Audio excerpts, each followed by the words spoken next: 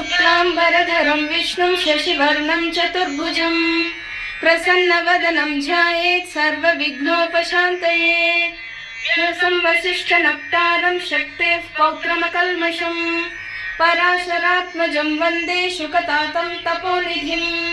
व्यासाय विष्णुरूपाय व्यासरूपाय विष्णवे नमो वै ब्रह्मनिधये वासिष्ठाय नमो नमः। अविकाराय शुद्धाय नित्याय परमात्मने सदैकरूपरूपाय विष्णवे सर्वजिष्णवे यस्य स्मरणमात्रेण जन्म संसारबन्धनात् विमुच्यते। नमस्तस्मै विष्णवे प्रभविष्णवे। ॐ नमो विष्णवे प्रभविष्णवे।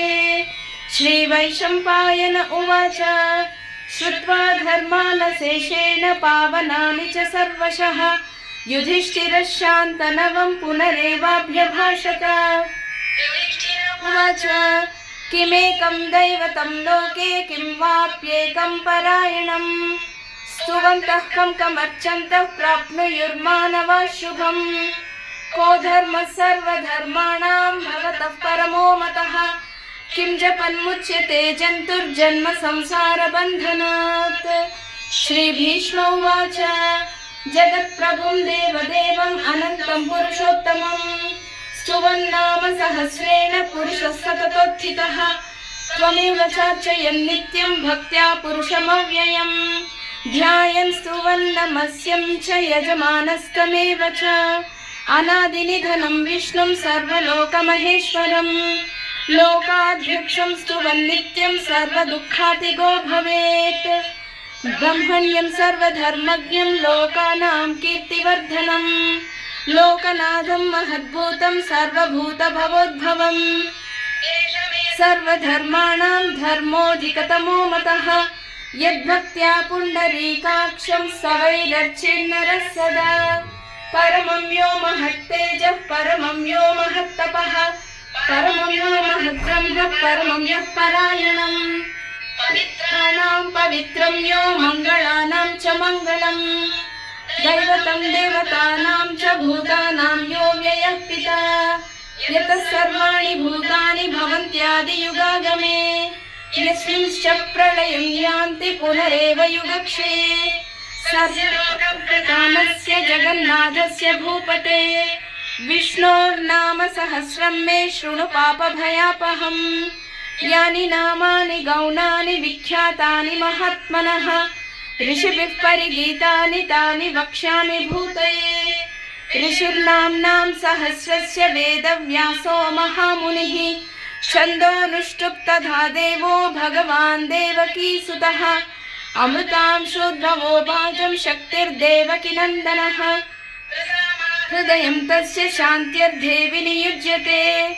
विष्णुं महाविष्णुं सर्वविष्णुं महेश्वरम् अनादिरूपदैत्यान्तं नमामि पुरुषोत्तमम्। अस्य श्रीविष्णोर्दिव्यसहस्रनाम स्तोत्रमहामन्त्रस्य श्रीवेदव्यासो महान् ऋषिः अनुष्ठुप् छन्दः। श्रीमहाविष्णुः परमात्मा श्रीमन्नारायणो देवता अमृतांशोद्भवो भानुरिति बीजम् देवकीनन्दन सृष्टेति शक्तिः उद्भवः क्षोभणो देव इति परमो मन्त्रः। शङ्खबृन्नन्दकी चक्रीति कीलकम् शार्ङ्गधन्वा गदाधर इत्यस्त्रम् रथाङ्गपाणिरक्षोभ्य इति नेत्रम् त्रिसामा सामगः सामेति कवचम् आनन्दं परब्रह्मेति योनिः इति सुदर्शनः काल इति दिग्बन्धः।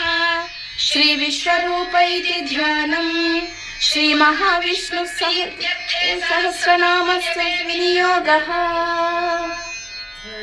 ध्यानम् क्षीरोदन्वत्प्रदेशे शुचिमणिविलसत्सैकते मौक्तिकानां माला क्लुप्ता सनस्थस्फटिकमणिनिभैर्मौक्तिकैर्मण्डिताङ्गः शुभ्रैरभ्रैरदभ्रैर्विपरीतचित्तैर्मुक्तपीयूषवर्षैः आनन्दीनः पुनीयादरिनलिनगदा शङ्खपाणिर्मुकुन्दः भूः पादौ यस्य नाभिर्वियदसुरनिलश्चन्द्रसूर्यौ च नेत्रे कर्णावाशा शिरौ द्यौर्मुखमपि दहनो यस्य वास्तेयमब्धिः अन्तस्थं यस्य विश्वं सुरनरखगो भोगि गन्धर्वदैत्यैः चित्रं रम्यते तं त्रिभुवनविपुषं विष्णुमीशं नमामि। ॐ नमो भगवते वासुदेवाय। शान्ताकारं भुजगशयनं पद्मनाभं सुरेशं विश्वाधारं गगनसदृशं मेघवर्णं शुभांगं लक्ष्मीकान्तं कमलनयनं योगिहृद्ध्यानगम्यं वन्दे विष्णुं भवभयहरं सर्वलोकैकनाथं मेघश्यामं पीतकौशेयवासं श्रीवत्साङ्कं कौस्तुभोद्भासिताङ्गं पुण्योपेतं पुण्डरीकायताक्षं विश्वं वन्दे सर्वलोकैकनाथम्। हस्तभूतानाम् आदिभूताय भूभृते अनेकरूपरूपाय शिशवे सर्वजिष्णवे सशङ्खचक्रं सकिरीटकुण्डलं सपीतवस्त्रं सरसीरुहेक्षणं सहरवक्षस्थलशोभिकौस्तुभं नमामि विष्णुं शिरसा चतुर्भुजम् छायायां पारिजातस्य हेमसिंहासनोपरि आसीनमम्बुदश्याममायताक्षमलङ्कृतम् चन्द्राननं चतुर्बाहुं श्रीवत्साङ्कितवक्षसं रुक्मिणी सत्यभामाभ्यां सहितं कृष्णमाश्रये। ॐ विश्वस्मै नमः। विश्वं विष्णुर्वषट्कारो भूतभव्यभवत्प्रभुः भूतकृद्भूतभृद्भावो भूतात्मा भूतभावनः भूतात्मा परमात्मा च मुक्ता